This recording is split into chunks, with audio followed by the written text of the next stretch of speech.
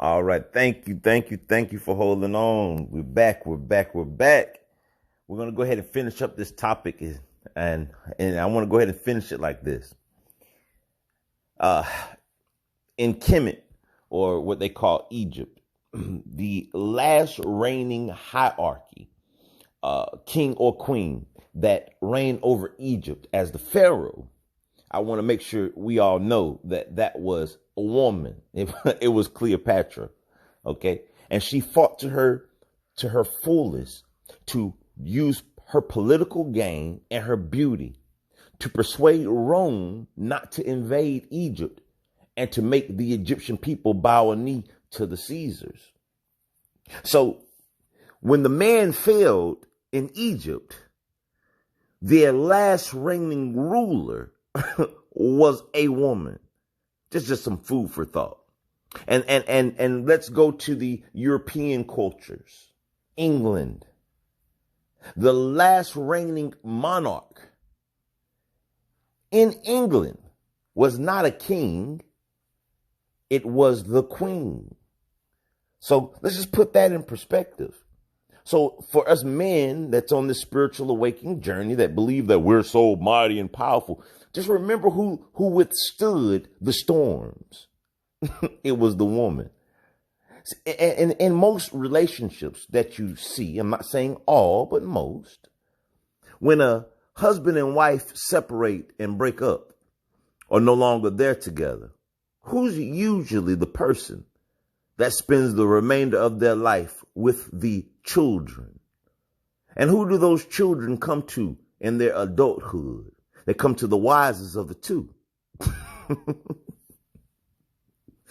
Oh, I know this can offend some people. I know change hurts.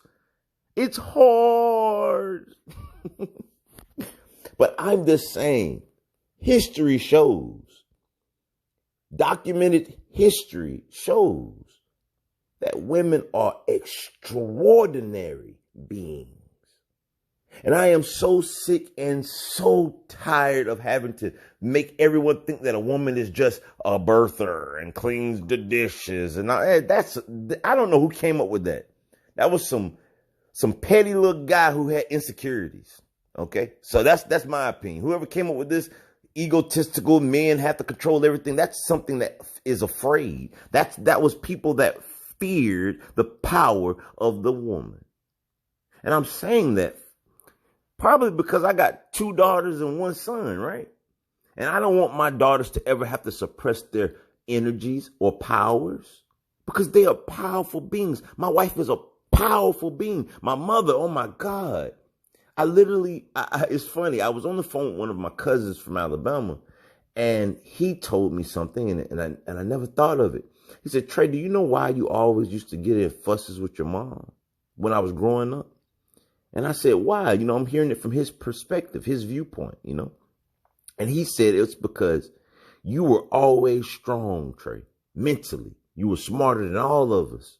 He said, and you used to politic with anyone, And I kind of was laughing.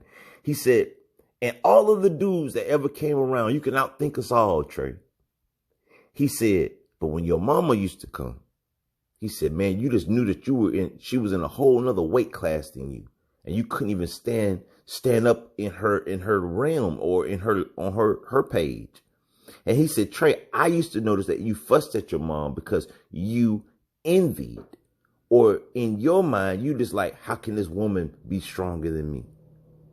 And when he said it, I thought about it and I said, wait a minute, all my life I've disagreed with my mother just to find out that a year after what I told her she was wrong about, that everything that she said was right.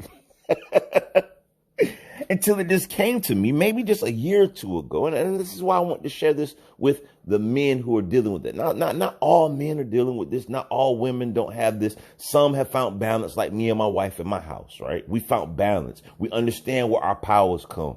And we use both of our powers to its full potential, positive and negative, not saying one is better than the other, because it takes positive and negative electrons to be able to run energy, okay? And yes, we found balance to it, but it's a lot of unbalance on this planet. Because for some strange reason, we always think that the woman has to be to the side or the back of you. No, sometimes men are weak and they need to lead. We need to see what field that you're best in and say, babe, this is you.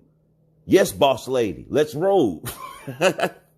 That's what it's called, being collective. Realizing that we are all connected as one being.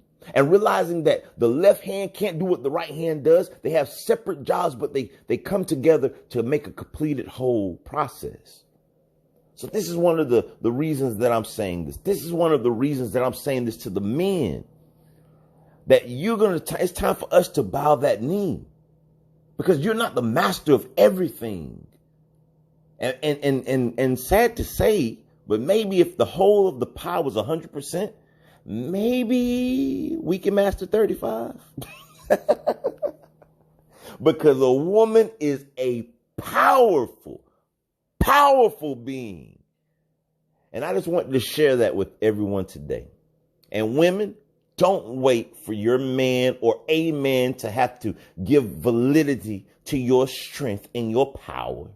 Because the truth is, since you came on this earth, you've always known that you were powerful. You've always known that you were the leaders.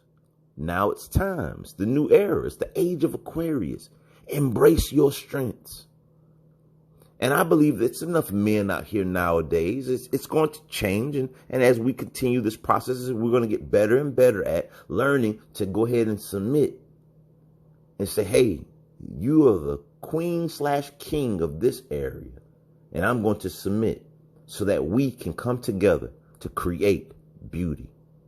Hey, everybody, like we always say, live, love, laugh, and namaste, namaste, namaste. Hey, peace. Shout out to all the strong, beautiful, intellectual, and strong women. Keep pushing, and thank you for all that you have done to keep this earth balanced. Peace.